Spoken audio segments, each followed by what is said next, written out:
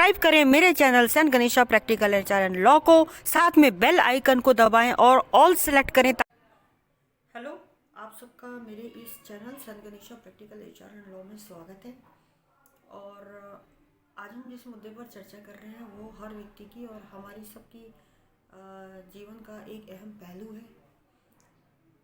देखिए, हमारी सोच होती है, हमारा अपना जीवन है, हर व्यक्ति का अपना अपना एक आउटलुक होता है, हमारी एक सोच होती है। वो सोच ये होती है कि हम किस प्रोसेस को अडॉप्ट करते हैं, किस बाहरी वातावरण को अडॉप्ट करते हैं, ठीक है। और जैसे हर मेरी वीडियो में कोशिश होती है बताने की कि हम हमेशा पॉजिटिव रहें, लेकिन क्योंकि पर्सन टू पर्सन नेचर थोड़ा वेरी करता है ना। बहुत से लोग क्या होते हैं, बहुत से मनुष्य क्या होते हैं, वो थोड़ी सी परेशानी आने पे बहुत ही हड़बड़ा जाते हैं, घबरा जाते हैं, बेचैन हो जाते हैं, आपा खो देते हैं। और नतीजा क्या होता है? नतीजा होता है कि उनको स्ट्रेस होता है। स्ट्रेस मतलब उनको तनाव रहता है। और तनाव क्या होता है? वो एक तरह से हमारे स्वस्थ और सुखी जीवन के लिए हम और हमारे आसपास हमारे फैमिली मेम्बर्स, हमारे करीबी दोस्त, हमारे मित्र, कहीं ना कहीं हमारा ये जो तनाव है उन पे भी प्रभाव डालता है, उनके हमारे संबंधों में प्रभाव डालता है। तो दोस्तों, आज हम जिस मुद्दे पर चर्चा कर रहे हैं वो है स्ट्रेस मैनेजमेंट, यानी कि तनाव का प्रबंधन। देखिए दोस्तों, हर व्यक्ति के लाइफ में सिक्के के दोनों पहलू होते हैं, प्रॉस और कॉन्स। तो हमेशा कभी भी जीवन एक सा नहीं रहता, उतार चढ़ाव आपकी लाइफ में आते रहते हैं। लेकिन अगर मैं एज ए एचआर प्रोफेशनल बात करूं तो मैंने काफ़ी अपना अब तक के करियर में देखा है, कुछ बहुत अच्छा आउटपुट देने वाले एम्प्लॉयज़ होते हैं, मेल फीमेल किसी भी उम्र के होते हैं, लेकिन कभी कभी वो किसी छोटी सी बात की स्ट्रेस से चलते अपने काम पे ध्यान नहीं दे पाते, अपनी रूटीन लाइफ पे ध्यान नहीं दे पाते और स्ट्रेस की चादर को ओढ़ लेते हैं। और उस डिसबैलेंस की वजह से वो अपनी जॉब भी नहीं कर पाते और छोड़ देते हैं। तो दोस्तों, नुकसान किसका होता है? नुकसान आपका ही होता है। तो स्ट्रेस, देखिए, स्ट्रेस एक ऐसा पहलू है जीवन का जो सभी के जीवन में थोड़ा थोड़ा साथ चलता है। किसी की लाइफ में अभी इतना है, इतना है, इतना है, इतना है, और समय का जो एक पहिया घूमता है तो वो स्ट्रेस भी अपना जो रूप है, अपना जो साइज है, अपना जो आकार है, अपनी जो गहराई है, उसको बदलता रहता है। तो हाँ, इंसान को हमेशा देखिए हर परिस्थिति में सजग रहना चाहिए और स्ट्रेस को, यानी कि चिंता को और परेशानी को उड़ना नहीं चाहिए। तो आइए हम स्ट्रेस मैनेजमेंट के बारे में बात करते हैं। स्ट्रेस क्या होता है? देखिए, कभी कोई एक ऐसा किसी को आघात लग जाता है या परेशानी हो जाती है, खास करके उसकी भावनाओं से लेकर के, या अचानक कोई ऐसा शॉक लग जाता है, ऐसी परिस्थिति आ जाती है जो कि वो एकदम एकदम अवाक हो जाता है और कहीं ना कहीं उसके दिल दिमाग में वो बात बैठ जाती है, ऐसा क्यों हो गया, ऐसा होता तो ऐसा हो जाता, ऐसा हो गया मेरे को तो ये। तो वो एक गुणा जोड़ में लग जाता है, धीरे धीरे धीरे धीरे उसकी हैबिट में पड़ जाता है। उसे अपने आसपास जो अच्छा और बेहतर होता है वो नहीं दिख पाता, वो उसी सोच में डूबता चला जाता है और धीरे धीरे वो एंजाइटी और डिप्रेशन का शिकार होता है। एंजाइटी क्या होता है? एंजाइटी एक ऐसी ऐसी साइकोलॉजिकल एक ऐसी कहना चाहिए एक इवेंट होता है कि जिसमें आदमी बहुत जल्दबाजी करता है, पसीने आना, घबराहट होना, जल्दबाजी करना, ये एंजाइटी के लक्षण होते हैं। और धीरे धीरे एंजाइटी जो है वो डिप्रेशन के रूप में बदल जाती है। डिप्रेशन का मतलब होता है कि आदमी तनाव में सब कुछ धीरे धीरे जो है भूलने लगता है, अपनी खुद की अच्छाइयाँ, अपनी खुद की क्वालिटीज़, अपने वातावरण सराउंडिंग की अच्छाइयाँ, अपने अपनों की अच्छाइयाँ, अपने उनसे दूरी बनाना, अकेले रहना, तो ये सब एक स्ट्रेस होता है। स्ट्रेस मतलब हमारे जो माइंड है ना, हमारी वो पूरी बॉडी को कंट्रोल करता है और हमारी जो भावनाएं हैं ना, वो कहीं ना कहीं हमारे सब काम और व्यवहार को कंट्रोल करती है। तो जब स्ट्रेस होता है, तनाव होता है, तो हमारा ये दिमाग जो है ना, ये बिल्कुल एक ही सोच में हम उसको आगे बढ़ाते हैं। तो दिमाग कहीं ना कहीं हमारा जो चारों तरफ दौड़ता है ना, वो बंद कर हो जाता है। दिमाग की सोच हम एक परिधि, एक गति तक ले आते हैं और हमारी जो भावनाएं हैं ना, वो कहीं उसमें ठोस लगती है, ठेस लगती है। तो वो हमारी जो भावनाएं हैं वो कहीं टूटने लगती हैं, कहीं पे उलझने लगती हैं, हमारी सोच विचार उलझने लगते हैं। तो वो जो स्थिति होती है वो स्ट्रेस कहलाती है। स्ट्रेस तनाव वाले व्यक्ति के कुछ लक्षण होते हैं। तो पहली बात, वो अच्छे और बुरे में फ़र्क नहीं कर पाता, उसे लगता है मैं जो ये चिंता ओढ़ रहा हूँ ना, यही सबसे ज़्यादा सुखी जीवन है, लेकिन ऐसा नहीं है। दूसरा, नींद कम आती है।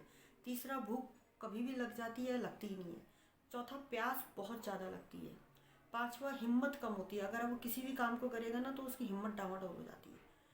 पांचवा, वो बाहर के लोगों के साथ एडजस्टमेंट, मतलब एक होता है ना, चार लोग एक ग्रुप में बैठे हैं, टीम में हैं, बस में जा रहे हैं, पिकनिक में जा रहे हैं, तो वो कहीं पे अलग थलग रहता है ना, अलग, उसको अलग अकेले अच्छा लगता है।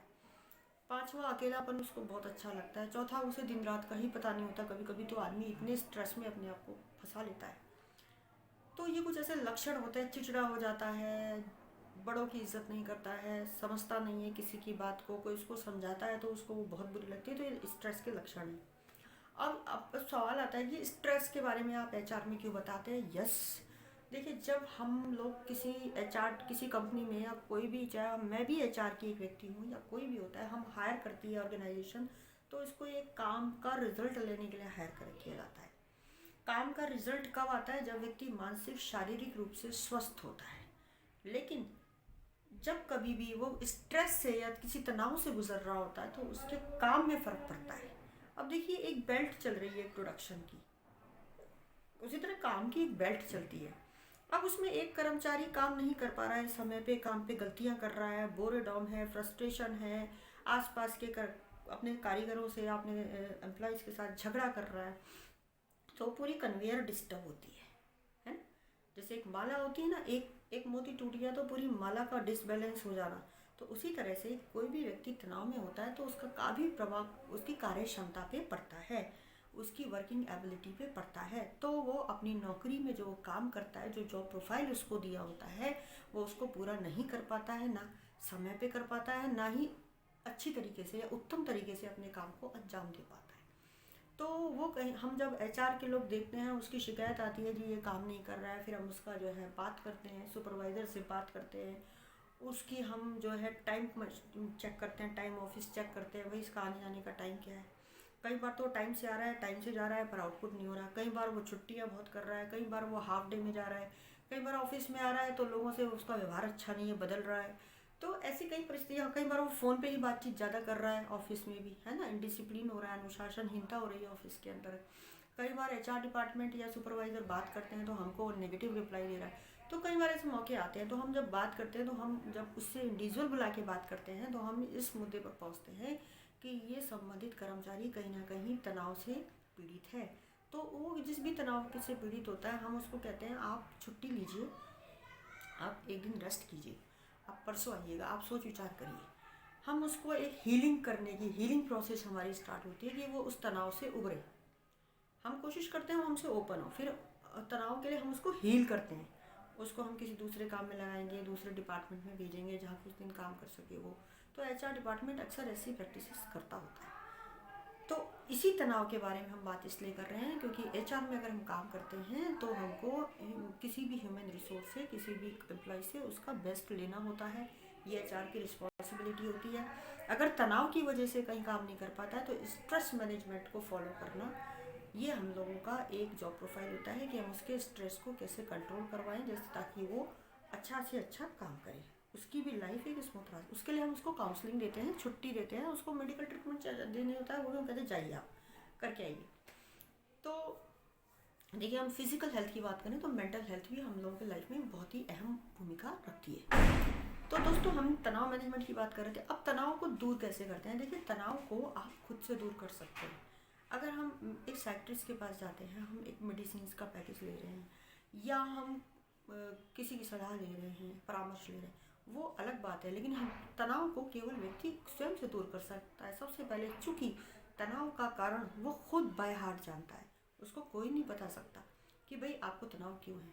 अगर मान लीजिए वो किसी डॉक्टर साइकिट्रिस्ट को बताएगा तो 2-4 पॉइंट ही बताएगा, है ना, लेकिन वो खुद जानता है कि मेरे को जो रूट कॉज है तनाव का वो क्या है। तो सबसे पहले आप खुद अपने तनाव को दूर कर सकते हैं। दूसरा, हमारा 24 घंटे का एक दिन हमको दिया है प्रकृति ने, तो उसमें हम 24 घंटे तनाव में डूबकर उसको, उसकी चादर को ना ओढ़ें, है ना। आप सबसे पहली बात है, अपने को व्यस्त रखें, पानी बहुत पिए, सकारात्मक सोच रखें, एक्सरसाइज करें, अपनी बॉडी को भी थकाएं आप, ठीक है, ताकि आपको नींद अच्छी आए।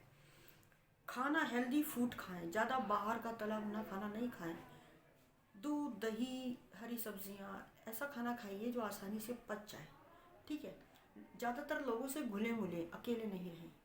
और अब जिन पे आप ज़्यादा विश्वास करते हैं, उनसे, आपके फैमिली मेम्बर्स हैं, आपके फ्रेंड्स हैं, उनसे अपनी बात को आप शेयर करें, अपनी समस्या को बताएं।